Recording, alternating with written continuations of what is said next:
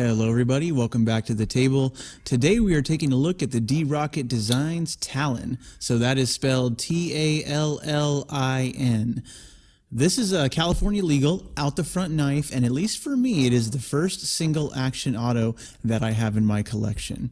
So we're going to take a look at the Tallin and also make some comparisons to some other small sized OTFs, since I happen to have quite a few worthy comparisons in my collection.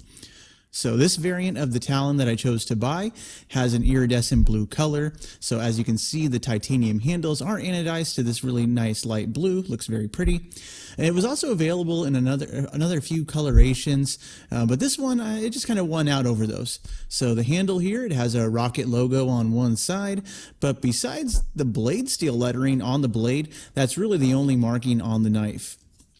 So this is a single action OTF, which generally means that with the press of the button, it makes the blade release. And in order to retract the blade, you need to press the fire button again and then use the lever to manually bring the blade home. So as a result, it's pretty much a two-hand closer. The Tallin has a large safety switch that prevents the knife from opening with the button press. And even without the safety activated, the button is still physically protected just by the presence of that safety toggle. Makes it hard to press. So in all, I don't really see any concern with keeping this knife in your pocket if that is a worry that you might have. What's also nice is when the blade is open, if you press that lock switch, the blade will be locked into place and cannot close on you. The pocket clip we have here is a sculpted titanium clip. There are no markings on it, and it goes in and out of pocket without issues, and it's really only positioned for right-hand side carry, although with an OTF here, it's fairly ambidextrous anyway.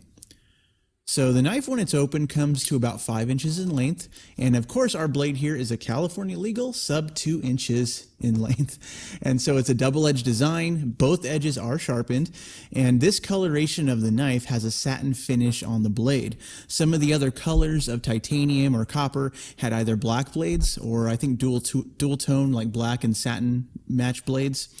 The blade steel we are working with here on the knife is a M390.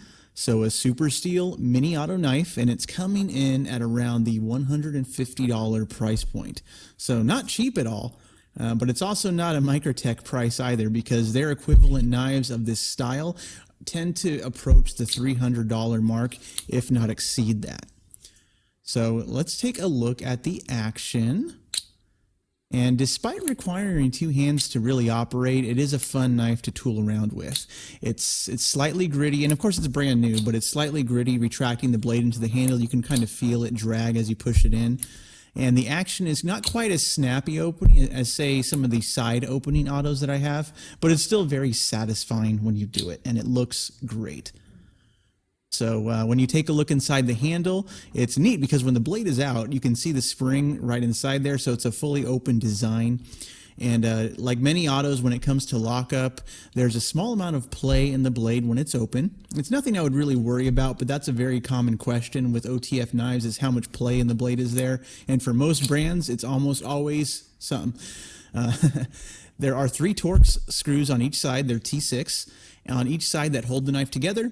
And the way the angle of the knife, the handle is designed, it kind of gives you a good grip on the knife. Even though it's a double-edged design, there's clearly a way it was designed to be held.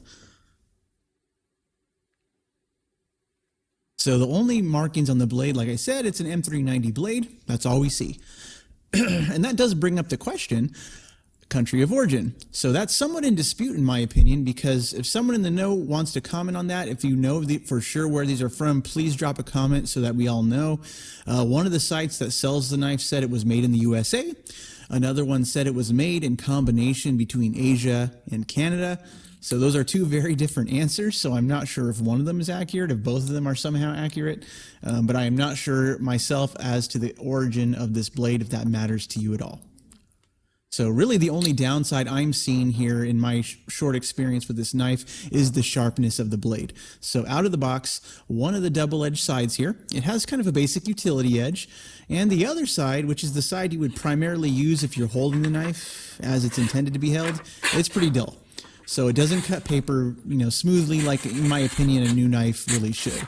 so I don't look forward to having to sharpen the knife, as it's M390 for one, and the blade is so close to the titanium handles here, the scales, that I'm afraid I might mar them up on accident as I'm sharpening it. So I'm going to try to strop it first and see if that helps, and if it does, then good for me. And of course, I feel like I need to mention the packaging here is very simple. There's absolutely no branding. It's just this plastic case, and there is a small foam insert that the knife was sitting in, and it just fits very snugly. It's a very tight fit because of the foam, and there's nothing wrong with that. But you know, if you were looking for fancy packaging here, this particular knife does not have that. And some people, of course, when you're spending a lot of money on a knife, they're looking for fancy packaging, not necessarily because they want it for collection, but because maybe it's a gift. So keep that in mind.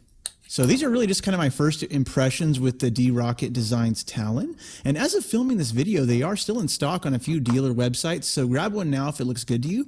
But before we go, I'm going to make a few comparisons between the Tallin here and some other California legal autos. So I'm just going to list each one as we go along, and you can see the comparisons and make the decision for yourself which one looks best to you. So while we're doing that, drop any comments or questions below. Hope you all enjoyed watching. Have a nice day, everyone, and see you later. Bye.